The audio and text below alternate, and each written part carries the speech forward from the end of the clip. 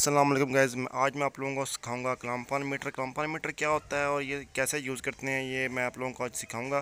Basically इसको market में digital meter भी कहते हैं, लेकिन इसका जो मेन नाम है वो क्लैंपर मीटर ही है। इसके ऊपर कौन कौन से कंपोनेंट्स लगे होते हैं, वो क्या क्या काम करते हैं। इसमें सबसे पहले हमारे पास डीसी वोल्ट होता है, उसके बाद एसी वोल्ट हम लोग चेक कर सकते हैं, उसके बाद हम लोग रेजिस्टेंस चेक करते हैं, उसके बाद हम लोग इसके ऊपर क्वांटिटी भी चेक कर सकते हैं, और इसके बाद हम लोग इसके ऊपर अम्पेयर चेक कर सकते हैं। चलिए शुरू करते हैं। सबसे पहले जो मेरे पास है वो डीसी वोल्ट है। मैंने डीसी वोल्ट के ऊपर इसको सेट किया है। ठीक है जी, डीसी वोल्ट के ऊपर मैं सेट करके अब मैं बैटरी के साथ इसका कनेक्शन करूँगा, क्योंकि बैटरी आपको पता ही है कि बैटरीज जो होती हैं वो हमें डीसी वोल्ट सप्लाई फ्राहम करती हैं। ठीक है जी, ये मैं बैटरी के दोनों पॉइंट्स पॉजिटिव और नेगेटिव के ऊपर लगा रहा हूँ। तो जैसे मैं इसके ऊपर लगाऊंगा तो हमारे पास डीसी वोल्ट शो हो जाएंगे। ये जो मैंने इसके ऊपर लगाया है तो हमारे पास 3.9 3.96 से हमारे पास वोल्ट शो हो रहे हैं, जो कि डीसी वोल्ट शो हो रहे हैं। साथ में छोटा सा लिखा भी होता है कि ये डीसी हैं। तो ये हमारे पास मैंने जो अभी चेकिंग की है इसकी डीसी की बैटरी की, तो वो हमें डीसी वोल्ट सप्लाई दे रहा था। अभी मैंने सेलेक्ट कर दिया है एसी वोल्ट के ऊपर वी के साथ छोटी सी लाइन पड़ी है जो कि साइकिल की फॉर्म में है। तो मैं अब इसको लगाऊंगा डायरेक्ट सॉकेट के अंदर। तो हमारे पास जितने भी वोल्टेज आ रहे होंगे एसी, वो हमें इसके ऊपर शो कर देगा। एसी वोल्ट हमारे पास जो मेनली वाटर की सप्लाई से हम लोग हासिल कर रहे होते हैं। ठीक है, तो ये हम लोग डायरेक्ट घर में यही इस्तेमाल करते हैं। तो एसी वोल्ट की भी हमें समझ आ गई। इसके बाद जो नेक्स्ट काम है वो है जी हमारा रेजिस्टेंस का। तो रेजिस्टेंस हम लोगों ने कैसे फाइंड करनी है। रेजिस्टेंस आमतौर पर किसी भी चीज़ की कोई ना कोई रेजिस्टेंस लाजमी होती है।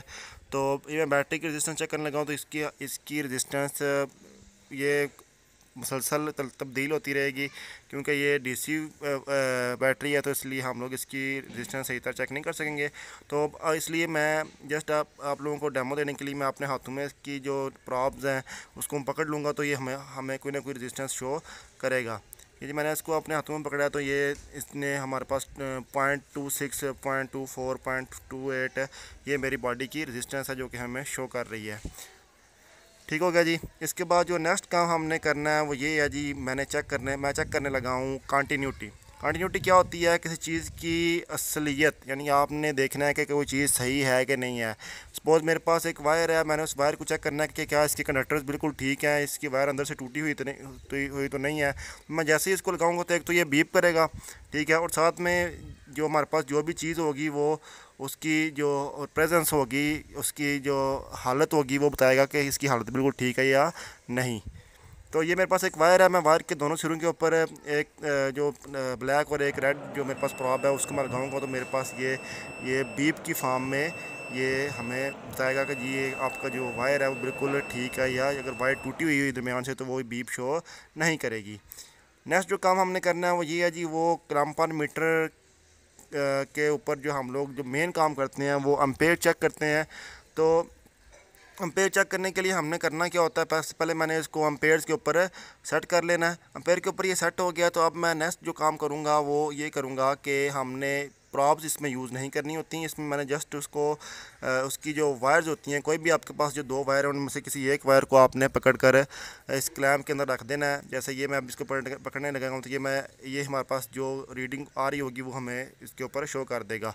तो अब मैं इसको आप लोगों को डेमो दे देता हूँ। ये मैंने कंप्रेसर लगाया हुआ है, तो कंप्रेसर की मैं कोई एक वायर पकड़ कर इसके अंदर देख लेता हूँ, तो ये हमारे पास 2.93 एम्पेयर शो कर रहा है।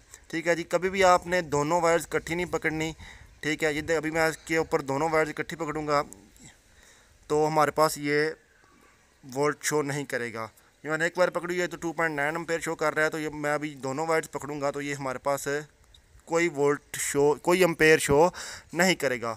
ये आपने कभी भी ऐसे नहीं करना, दोनों वायर्स को इकट्ठी पकड़ेंगे तो ये एम्पेयर शो नहीं करेगा, एक वायर्स को आप पकड़ेंगे तो ये एम्पेयर हमारे पास शो कर देगा।